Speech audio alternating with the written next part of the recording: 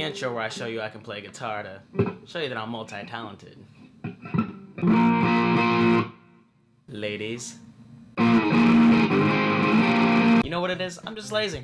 That's it. That's why there's no fair game. Why don't I make videos? Cause fuck it, I don't care. Give up.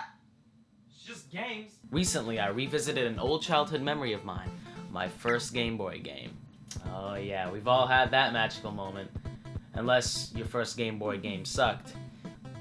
In which case, yeah, kind of shit out of luck. Today, I'm gonna share this with you guys because not only is it nostalgic for me, but it's a really great game. Amazing, in fact, like, so good that I can't believe more people aren't talking about it good. Welcome to Fair Game, the show where I review underrated and underappreciated video games. Now, the Wario franchise is one that's overlooked and overshadowed by, well, you know who. We shan't say his name. I mean, people over here feeling sorry for Luigi. The fuck is a Lugia? This ain't Pokemon. Wario is the guy you should feel bad for. Compared to him, Mr. L on his forehead is doing alright for himself. Shape of an L on her forehead. This is how bad Wario's doing. His games are so under the radar, they just had to resort to making him a mascot for minigame compilations. That's what he's most known for, WarioWare. What about Wario Land or World or whatever this? He's got a mascot or something? If you'll direct your attention towards the slideshow, you'll see that all of his games are pretty rad. They all had pretty good reviews and a decent amount of people have played them. They all have that unique look and feel to them and they got, shaking and shit. Yeah, I don't know about this one. But there's one Wario game that stands above the rest, and that is Wario Land 3.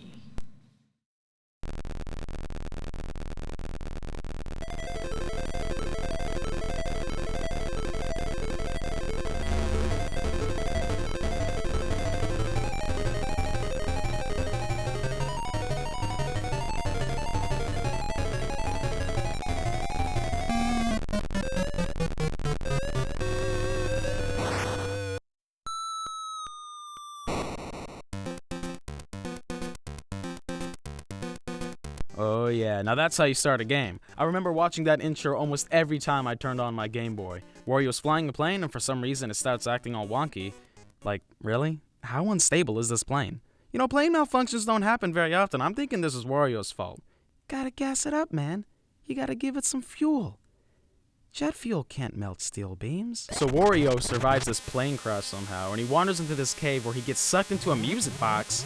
This is why I don't keep music boxes around. They sound creepy, they do creepy things. Have you ever seen horror movies? There's always something up with music boxes, and now you're telling me they suck you into them? Alright, so he meets this scary looking face and asks Wario for help in exchange for fortune. Pretty standard stuff. Quick, easy, and painless. Just gets right into it. There's no princess bullshit, just money and music boxes. Speaking of music, it's pretty damn good. Nice tunes that fit very well with the game and setting. It recycles the same melody a lot with different orchestrations, but the theme is so catchy that it never gets old. I just like how there's a clear difference between a Mario and a Wario game.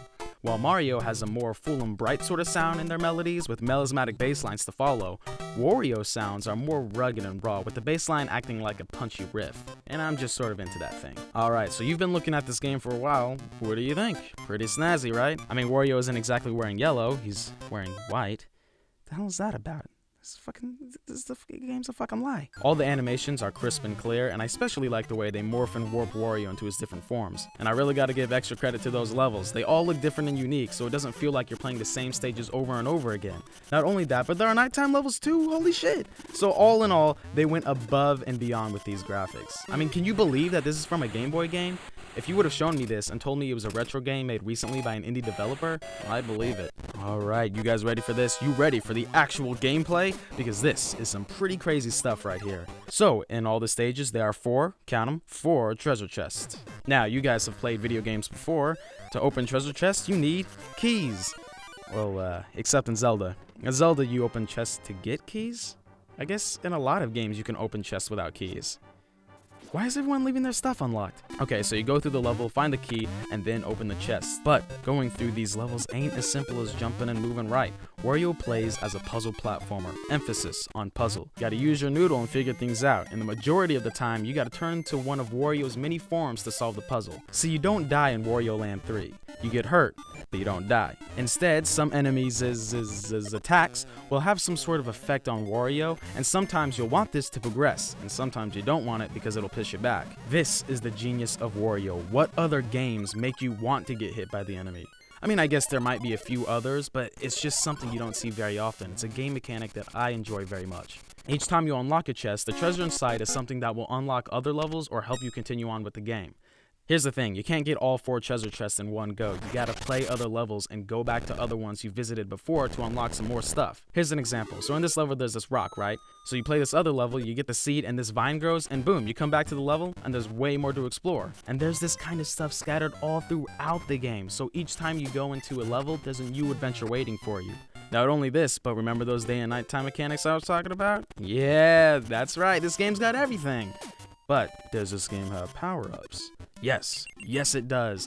Throughout the game, Wario learns new abilities and gets stronger. There's even a power-up where his bicep gets bigger. Look how swole that nigga is. He be busting through shit. He don't give a fuck. Fucking around in the crap game, niggas think I'm soft. Cause now I'm in the rap game, man, I don't hang out as much. Bang out dope cuts, standing on stage and I'm grabbing my nuts. Now these little upgrades to Wario is what really seals the deal for me for this game. Personally, I like the idea of growth and leveling up in games. Getting upgrades and learning new techniques gives the player a sense of accomplishment and helps the player feel more invested in the game. It's actually one of the main reasons why I don't like the other Wario games so much. I mean, they look and sound great, they have clever puzzles, but something about Wario Land 3 just works. Well guys, that's it. That was the video. When it comes to getting in a circle, I'm hitting sevens, turning broke niggas purple. Looking for little Joe in a dough, niggas scream and choke when deuce hit the flow. Yo,